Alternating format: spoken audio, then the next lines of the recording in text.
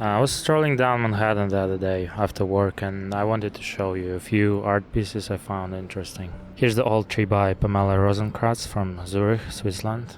It's a pretty big red, almost garish fluorescent color sculpture made from foam-coated steel. It symbolizes connection of human and nature because the shape and color of the tree resembles human blood vessels. Powerful archetypical image combined with a vivid color makes it an easy to understand artwork, in my opinion. The location, I think, is the crucial part of the installation because grayish and bluish colors of the surrounding buildings and structures create favorable contrast, so you notice the tree from far away. Another interesting piece is made by the Argentinian artist Gabriel Chaile. The huge pot of interesting shape in the middle of highlight part. Chaile was inspired by pre-Columbian archaeological ceramics from Argentina. The pot, as written in the description, makes noises when wind blows on it. On this day the air was still, so I could not confirm. The name of the sculpture is The Wind Blows Where It Wishes, so I guess it wished to blow in different directions that day. There are many graffitis and murals along the Highline Park. I like this one by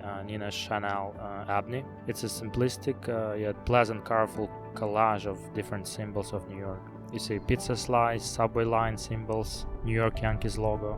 Here's Yuji from China. Opens the question of whether plants are themselves a pure form of art. These columns resemble the fern that's growing in Highline Park. The column structures are cast in concrete and soap, which will change in color and form over the 12 months of the installation in the open air. Panoramic lodges are picked with tourists throughout the whole summer.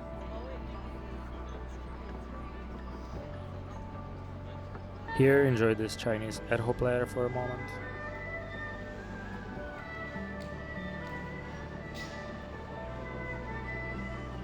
Passing through meatpacking district, I saw this colorful guy, great summer outfit. Fashion is another big topic of New York City. And here's one of my favorite types of art.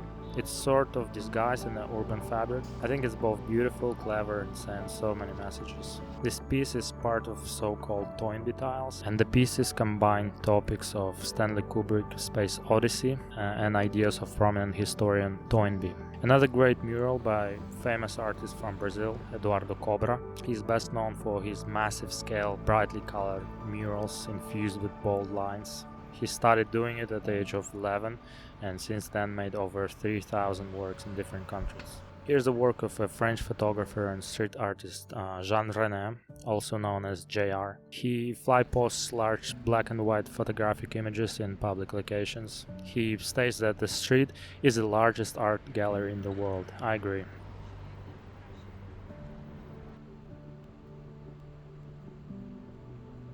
Here's sunset in SoHo, very beautiful. This plastic straw definitely has something to do with climate contamination and recycling, though I couldn't find any information on who's behind it. Interesting overall. And this would be the last object, famous bean by infamous Anish Kapoor. He is a true star of our days. You love it or you loathe it. That's it. This video is just an experiment of trying to make some informational video. What do you guys think?